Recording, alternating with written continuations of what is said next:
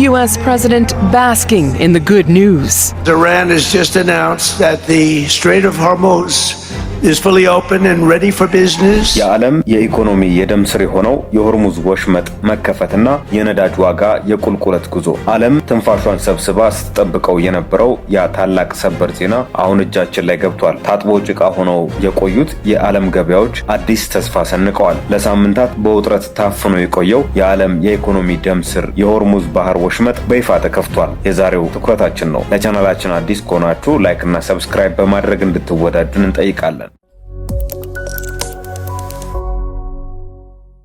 መላው ዓለም አይኑን ወደ ፋርስ ባህረ ሰላጤ አቅንቷል። ውሃ ሲወስድ ሳር አይመርጥም እንደሚባለው በጦርነት አፋፍ ላይ የነበረው ቀጠና የምስራች እያስተጋባ ነው። የዓለም የኤነርጂ የደም ስር የሆነው የሆርሙዝ ወሽመጥ በይፋ ተከፍቷል። የቆጡን አወርድ በላይ ብቷን ጣለች እንደሚባለው ሳይሆን ዛሬ የዲፕሎማሲው ድል ፍሬ አፍርቶ የነዳጅ ዋጋ በአንድ ጀንበር 10 በመቶ አሽቆልቁሏል። ይህ ለዓለም ሕዝብ ሲረበው የበላ ሲጠማው የጠጣ ያህል ትልቅ እፎይታ ነው። አሁንም ከአውሮፓ እስከ እስያ ከሰሜን አሜሪካ እስከ አፍሪካ ሁሉም ሀገራት የነዳጅ ዋጋን ቁልቁለት በጉጉት እየተከታተሉ ነው። የቆቅ መጮህ ለራሷ ነው እንደሚባለው ኢራንም የገዛ ኢኮኖሚዋን ለማዳን የወሰደችው ይህ እርምጃ ለጊዜውም ቢሆን ለሁላችንም የጭላንጭል ብርሃንን ይዞ መጥቷል። አህያ ካልጮች ጅብ አይመጣም እንደሚባለው በውጥረት ውስጥ የነበረው የሆርሙዝ ወሽመጥ ተዘግቶ ቢቆይ ኖሮ የዓለም ኢኮኖሚ እንደ ሸክላ ተሰባብሮ ሊቀር ነበር። አሁን ግን የኢራን ውሳኔ ለዓለም ሕዝብ የገነት ደጃፍ ሆኖ ተከፍቷል። ይህ ለዓለም ኢኮኖሚ የሞት ሽረት ጉዳይ ነበር። ወሽመጡ ተዘግቶ ቢቆይ ኖሮ የነዳጅ ዋጋ እስከ $200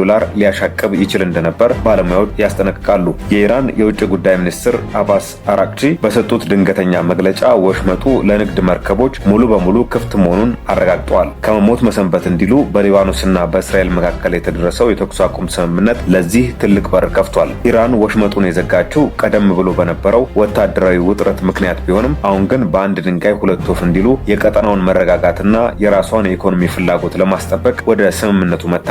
የሆርሙዝ ወሽመጥ የዓለም ጉሮሮ ነው። እሱ ሲታነቅ ዓለም ሁሉ አየር ያጥራታል። ዛሬ ግን ያ ጉሮሮ ተከፍቶ የነዳጅ መርከቦች እንደ ንብ መትመም ጀምረዋል። ከባለቤቱ ያወቀ ቡዳ ነው እንደሚባለው ኢራን የቀጠናውን የበላይ ጠባቂ መሆኗን ለማሳየት ይህንን አጋጣሚ ተጠቅማበታለች። ስምምነቱ ለሳምንታት ታፍኖ የነበረውን የኢነርጂ ፍሰት ዳግም እንዲንቀሳቀስ አድርጎታል። እሳትና ጭቆና እያደር ይበረታል እንዲሉ የባህር መንገዱ መዘጋት ያስከተለው ጫና ከኢራንም አቅም በላይ እየሆነ መምጣቱ ለውሳኔው ምክንያት ሆኗል። ዜናው እንደተሰማ በዓለም አቀፍ ገበያ የነዳጅ ዋጋም የድፍድፍ ነዳጅ ዋጋ ብሬንት ክሩድ በአንድ ጊዜ የ10 በመቶ ውድቀት አሳይቷል። ይህ ቅናሽ ላም ባልዋለበት ኩበት ለቀማ ሳይሆን በተጨባጭ መሬት ላይ በታየለው የመጣ ነው። ዋጋው እንደ ዝንጀሮ ዛፍ ላይ ወጥቶ የነበረው ነዳጅ ዛሬ ያልታሰበ እንግዳ ሆኖ ቁልቁል መውረዱን ጀምሮታል።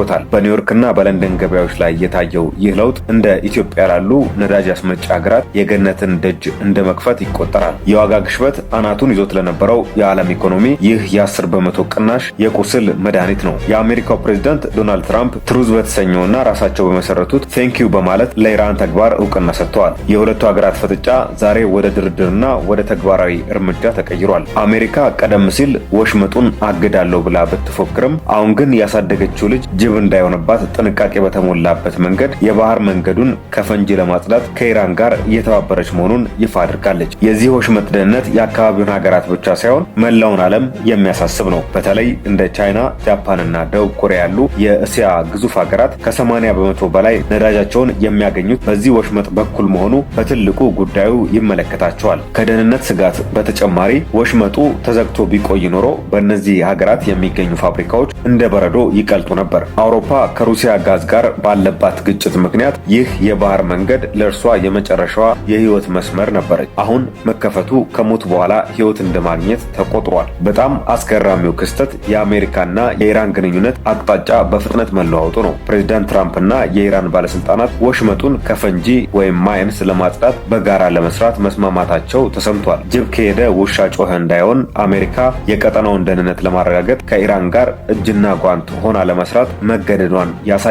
የአሜሪካ እርዳታ የታከለበት የፈንጂ የማጽዳት ስራም ለንግድ መርከቦች ሙሉ ዋስትና ለመስጠት የታለመ ነው። ይህ እርምጃ እባብ ያየ በልጥ ይደነግጣል እንደሚባለው እንደሚባለው ቀደም ሲል በነዳጅ ጫኝ መርከቦች ላይ የደረሱ ጥቃቶች እንዳይደገሙ ለመከላከል ታሳቢ ያደረገ መሆኑ ተጠቁሟል። ምንም እንኳን በዚህ ውሳኔ ምክንያት አሁን ላይ ደስታ ቢሰፍንም ከፊቱ አይጥ ኋላው ድመት እንዳይሆን ስጋቶች አሉ። የተኩስ አቁም ስምምነቱ ለ10 ቀናት ብቻ የተባለ በመሆኑ ዓለም አሁንም በቀጭን ገመድ ላይ እየተጓዘች ለመሆኑ ማሳያ ነው። በወሽመጡ ውስጥ የተዘሩት ፈንጂዎችና የኢራን የደህንነት ታክስ ጥያቄ አሁንም እንደ እሾህ የሚወጉ ጉዳዮች ናቸው። የነዳጅ ዋጋ 10 በመቶ መቀነስ በዘርፉ ትልቅ ድል ነው። ሆኖም አውሮፓ እግሩ በረድፍ ልቡ በጥንቃቄ ነው ጉዳዩን የሚመለከተው። የዓለም የንግድ መርከቦች 20 በመቶ የሚሆነው የነዳጅ ፍጆታ የሚያልፍበት ይህ ወሽመጥ ለዓለም አቀፍ የኢነርጂ መረጋጋት የጀርባ አጥንት ነው። ላም ባልዋለበት ኩበት ለቀማ እንዲሉ ያለ ወሽመጡ መከፈት ስለ ኢኮኖሚ እድገት ማውራቱ ከንቱ እንደነበር የፖላንዱ ሬዲዮ ፖልስኪ የተሰኘው ሬዲዮ ጣቢያ በዘገባዎቹ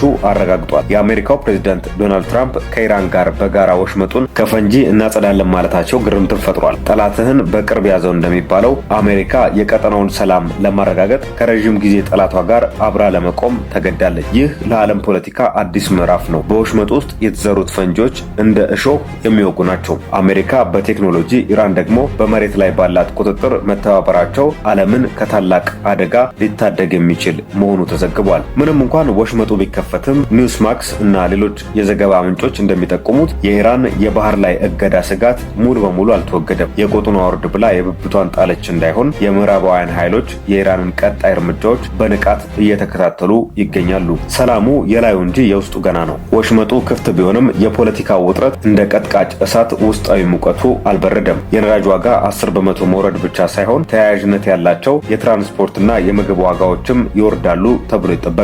የነዳጅ ዋጋ መናር እንደ ሰደድ እሳት ሁሉንም ነገር ያቃጥላል። መርከሱ ግን እንደ ዝናብ ለምድር ሁሉ በረከት ነው። ይህ ዜና ለሁሉም እኩል ደስታን ያመጣ ነው ማለት ግን አይቻልም። በተለይ ለነዳጅ አምራቾችና ላኪ ሀገራት ኦፔክ አባላት ድንጋጤን ይዞ ነው የመጣው። የዋጋው ድንገተኛ ውድቀት ለአምራች ሀገራት ያልታሰበ እንግዳ ሆኖባቸዋል። ምርታቸውን ለመቀነስ ሊገደዱ እንደሚችሉም ይገመታል። የሆርሙዝ ወሽመጥ መከፈት ለዓለም ምጣኔ ሀብት የትንሣኤ ዜና ነው። የነዳጅ ዋጋ በ10 በመቶ መቀነሱ የኑሮ ውድነትን ለማርገብ ትልቅ ፋይዳ ይኖረዋል። ሆኖም ግን ካለፈው ስህተት የማይማር ደንቆሮ ነው እንዲሉ ዓለም በአንድ የባህር መንገድ ላይ ብቻ ጥገኛ መሆኗ ዳግም ልታስብበት ይገባታል። የሆርሙዝ ሰርጥ ለተኩስ አቁም ስምምነቱ ቀሪ ቀናት ለሁሉም የንግድ መርከቦች ሙሉ በሙሉ ክፍት መደረጉን ኢራን ባወጀች ጥቂት ደቂቃ ውስጥ የነዳጅ ዋጋ በከፍተኛ ሁኔታ እንዲወርድ ምክንያት ሆኖታል። አርብ ጠዋት ላይ እስከ $98 ደርሶ የነበረው የብሬንት ድፍድፍ ነዳጅ ዋጋ እወጃውን ተከትሎ አንዱ በርሜል ከ$90 በታች አሽቆልቁሏል። የድፍድፍ ነዳጅ ዋጋው ከጦርነቱ በፊት ከ$70 በታች የነበረ ሲሆን መጋቢት ወር መጀመሪያ ላይ ከ$100 በላይ ደርሷል። የመጋቢት ወር ማብቂያ ላይ ደግሞ እስከ $119 ተሰቅሎ ነበር። አሁን የሆርሙዝ ሰርጥ ለንግድ መርከቦች ሙሉ በሙሉ ክፍት መደረጉን ኢራን ማወጇን ተከትሎ ዋጋው በአንድ ቀን ከ$98 10 በመቶ ቀንሶ ከ$90 በታች ሆኗል። ኢራን በዚህ ሂደት ውስጥ ያስቀመጠቻቸው ቅድመ ሁኔታዎች አሉ። ሀገሪቱ የሆርሙዝ ሰርጥን መክፈቷን ተከትሎ መርከቦች በሆርሙዝ ሰርጥ ለማለፍ 3 ቅድመ ሁኔታዎችን ማስቀመጧን የሀገሪቱ መንግስት የዜና ምንጭ የሆነው ታስኒም ኒውስ ዘግቧል። ቀዳሚው በሆርሙዝ የሚያልፉ መርከቦች የንግድና የንግድ ብቻ መሆናቸው እንዲረጋገጥና ማንኛውም ወታደራዊ መርከቦች ማለፍ እንደማይችሉ ማሳወቋ ይገኝበታል። ሁለተኛው መርከቦች ኢራን ባስቀመጠችው የባህር መንገድ ብቻ ማለፍ እንዳለባቸው ይጠቁማል። ሶስተኛው መርከቦች ሲያልፉ ከኢራን አብዮታዊ ዘብ IRGC ጋር የመተባበር ግዴታ እንዳለባቸው ዘገባው ጠቁሟል። በጥቅሉ ግን ይህ ዜና ዓለም ካንዣበበባት የኢኮኖሚ ጨለማ የታደገ ነው ማለት ይቻላል። የሆርሙዝ ወሽመጥ መከፈት ለሚያጣጥር ሰው የውሃ ጥም ያህል አስፈላጊ ነበር። ቀን ሲቆረጥለት አመድም ይከብዳል እንደሚባለው ዲፕሎማሲያዊ ድል ተመዝግቧል ማለት ይቻላል። ሆኖም ግን ዓለም ካለፈው ስህተት በመማር ለኢነርጂ አቅርቦቷ አማራጭ መንገዶችን ማፈላለግ እንዳለባት የአሁኑ ክስተት ትልቅ ትምህርት ሰጥቷል። በዚህም ዓለም እፎይ ብላለች። ይህ የሆርሙዝ ሰርጥ መከፈት ዘላቂ እንዲሆን የቀጠናው ፖለቲካ መረጋጋት ይኖርበታል። የሆርሙዝ ወሽመጥ የዓለም ጉሮሮ ነው። ዛሬ ይህ ጉሮሮ ተከፍቶ ዓለም ዳግም መተንፈስ ጀምራለች። ሁሉም ወገኖች የአሁኑን ሰላም እንደ አይን ብሌን ሊጠብቁት ይገባል። ነዳጅ መርከሱ ለድሃውም ለሀብታሙም የጋራ እፎይታ ነው። የዛሬውን አበቃን። ቸር ቆዩልን።